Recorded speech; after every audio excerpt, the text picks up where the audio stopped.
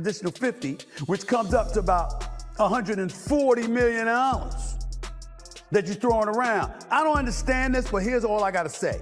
Don't go to the damn poker table. Don't go to the blackjack table. Don't go to the slot machine, for crying out loud, even if it's only asking you for $1. Don't do it.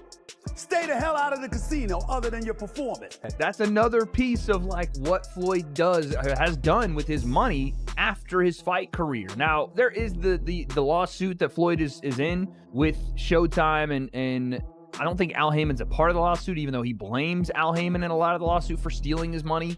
We're $340 million. We'll see if anything materializes out of that or if Floyd just spends more money out of his ass. How does he owe you the money? Why don't you just like... Here's what happened. He pre-sold the fight using my likeness to some company in, I think, Dubai or like the Middle East. This is my understanding of it, for $10 million cash. We ended up doing the fight in the States with a different company. That is the company that put on the fight. What if one of the richest fighters ever is secretly running out of money? Stephen A. Smith reveals that Floyd Mayweather, despite earning hundreds of millions, may have mismanaged his fortune and is now stepping back into the ring, not for legacy, but for survival. Look at it from that standpoint and you say, wow, you're blaming them when in fact it's really, really you, because you can't do what they do every day. Maybe you should go to them to get some lessons. It's a spending issue, not an income. Yes. The drama gets deeper. Logan Paul claims Mayweather sold their fight for $10 million behind the scenes, and shockingly, still hasn't paid him his share. Sold our fight with my name and likeness to someone else in Dubai for $10 million cash. It's our fight, bro. Our deal was 15%. He smoked me. So I got 15% of it. 15% of $10 million is $1.5 million. That company that paid him that money is suing him. I actually don't know the status on that lawsuit. I should check in because he still owes me money, but he has a bunch of legal trouble at the moment that I don't think I'm ever getting the money. He just sold his house in Vegas. Did he really? Yeah. I think he's facing a rinsed on that house. He started at $14 million. He custom built the house, by the way, in like 2006. Yeah. Started at 14, reduced to 12, 10, 8 came on the market, and it was a lot of house for 8. So for 6.6. Oh, he really got Just rinsed. the cost to build that house was 9 or 10. Whoa, he got rinsed. Yeah. Goddamn. It was huge. Goddamn. Who would win in a fight, you or 100 grams? Probably 100 100 to me grams. is a lot. 100 grams. It's a lot of people. Wade Plemons drops a bombshell, saying Mayweather owes huge amounts of money to multiple people and simply doesn't have it. Reports even suggest his properties are being foreclosed. Meanwhile, Joe Rogan warns that even the biggest earners can go broke if they don't control their spending. Even as much money as he's made in his career, which he's probably made as much, if not more money than any boxer ever. Like, there's all these lawsuits. Like, he hasn't been paying things, and he owes money on this and owes money on that. And it's like, and then he's got to come out of retirement. Yeah, that's tough. Yeah. That's tough. I think it's just the lifestyle that Floyd lived. Yes. I think he can't fathom to just live a modest lifestyle. It's like he gotta be lavish. Right. He's got to have those videos where he shows you all the watches, where he opens the case up, you know. All the money. You gotta show that he got $1 million in his backpack. And, you know, he got the latest watch and the latest car, and look what I just bought. And when you get into latest watches and latest cars, you get into that like, boy, that money goes quick. Yeah. Bugattis are like $3 million. There's watches that are $3-5 million. That's crazy. Things take a serious turn as reports claim Mayweather had to sell his private jet just to pay off legal debts. A shocking move for someone once at the top of the money game. The house in Florida from 18 to 20 mil, and he's got a place in LA that's like $25 million he's trying to sell now for like 48, which it's funny how now all of a sudden Floyd's trying to sell all of his assets. What does that tell you? He just sold his private plane as well, which I don't know what that went for, but again, he's offloading assets because he's massively in debt and owes people a lot of money. And he's trying to finance something, whether it's legal fees, whether it's other mortgages, whatever. But yeah, getting a net negative of $4 million on the house you built and then put on the market is probably the worst real estate investment you can make, outside of maybe a strip club that no one goes to except you. According to DJ Vlad, insiders are now saying Mayweather is broke, pointing directly at his luxury lifestyle and nonstop spending as the reason behind his downfall. Everyone else gets their stuff from. And he told me, and I'm not going to say who it is, he's like, Mayweather's broke. I said, no. He's like, no, really, Mayweather's broke. Now, I don't know if it's true. Right. This is what this guy told me. I'm like, how could he be broke? He's like, yo, he spends like crazy. Yeah. Spends like crazy. I mean, it only could go but so long. I mean, and you're not fighting. Yeah. Because I don't see Mayweather even doing any goofy shit like that. But you would think that your investments would continue to grow. Right. As long as you keep your spending under wraps. So like right now, like I could retire right now. This could be my last interview ever. Right. And with my investments, I invested into a lot of great companies like Google and Amazon and Tesla over the years, and those companies have all grown and continue to grow, right? And I could actually borrow money against my stock portfolio without even selling my. Not everyone sees it negatively, though. Sean Porter believes stepping back into the ring could actually be a smart move, giving Mayweather a chance to rebuild and cash in again. Don't want to do what we've seen Mike Tyson do against Jake Paul. You don't want to get in that ring and you haven't driven that car in so long that the engine runs hot, So both these guys, I think they're, if more than anything, they're trying to show us how serious they are about doing it again against one another, so. Sean, how shocked were you when you found out that Floyd was coming back? Last time he fights is in 2017 against Conor McGregor. The guy has not fought, I said more than a decade, almost a decade, I should have said, in almost a decade. Even when you're Floyd Mayweather, that's got to be a hard thing to do, and especially when you're 49 years old. So there's some really good pros about it. He's done some exhibitions. He's shown that he still has the abilities that he's had. They're clearly not what they used to be, but they're still there, and then beyond that, the fact that he lives a good, clean. The numbers are alarming.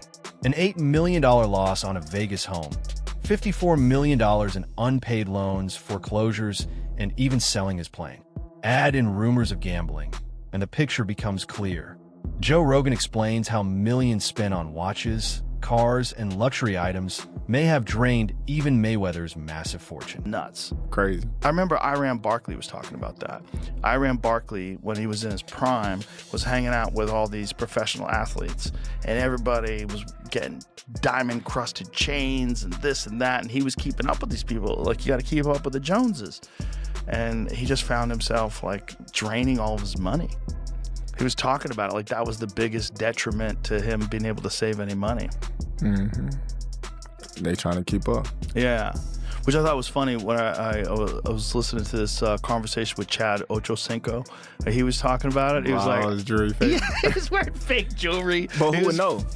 What's that? Who would know? No one know. Ochocinco. Exactly. It's fake like when jewelry, they look at him, flying economy.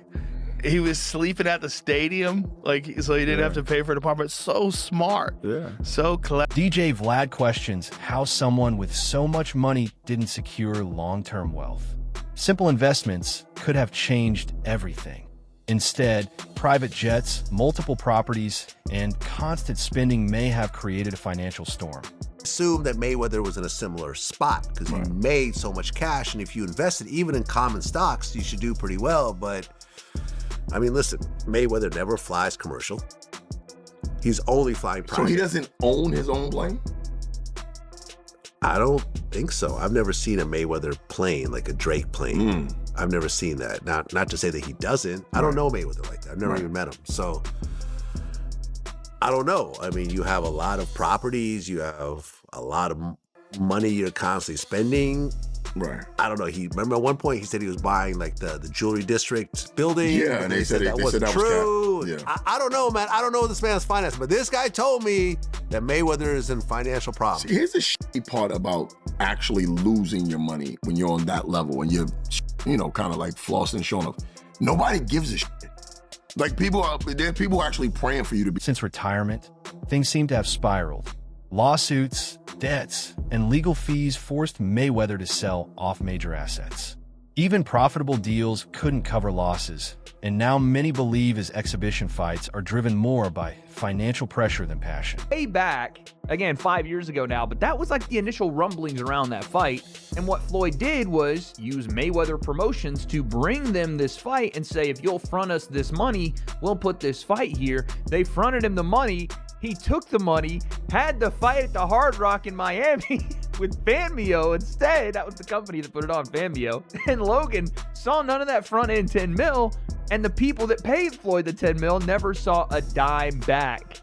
It's nasty work what he did. But this has been like one of Floyd's MOs, is that he leverages his fight name or his quote unquote assets, and which is what, a lot of wealthy people do. They leverage their assets to take out bigger loans or, whatever. But Floyd does it in such a reckless way that no one ever sees return on it. He just takes money.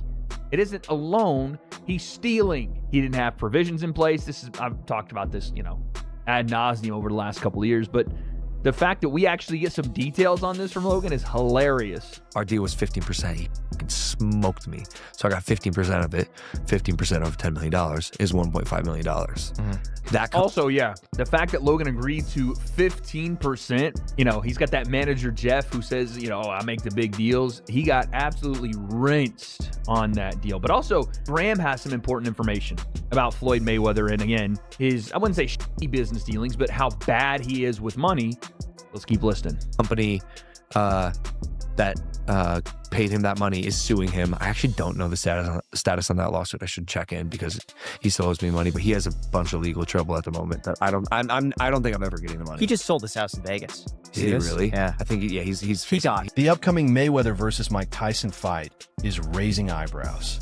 Critics are calling it a pure money grab, questioning why legends are returning to the ring for spectacle rather than sport. Given the fact that I think Floyd Mayweather made close to $1 billion in his career, I mean, his career earnings are absolutely insane. His activities since then almost feel kind of demeaning to his legacy, I suppose you could say. Well, I can tell you that I did a little digging, and actually there are a number of lawsuits that are currently active against Floyd Mayweather Jr.'s name, and they're worth a significant amount of money. From controversies around endorsing certain cryptocurrencies, to millions of dollars worth of unpaid luxury items, and even allegations of unpaid luxury apartment rent. These are all alleged, and these are all the cases that currently exist against him. There's no record of some kind of settlement, and as far as I know, a lot of these are ongoing. To add to that, Mayweather even lodged his own case against Showtime, and he did that this year, reportedly seeking damages of $340 million. And the allegation there is apparently there's been a misappropriation of his. Still, there's no denying the hype. Massive streaming platforms, global attention, and legendary names guarantee huge numbers.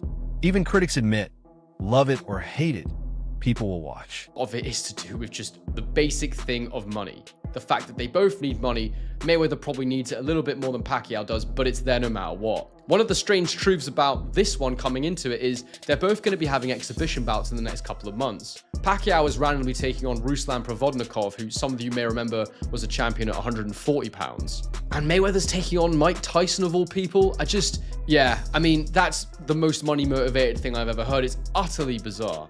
And I don't want to see Mike Tyson anywhere near the ring again, especially after that Jake Paul fiasco. This whole thing's incredibly weird. I don't like it. I'm a proper boxing fan, and these fights to me, this OAP stuff they've got going on when they bring back these old fighters for one more go at each other, it's just not something that I particularly enjoy. Now look, it's going to be on Netflix. It's probably going to be a massive event. I'm probably going to end up covering. And that might be the plan.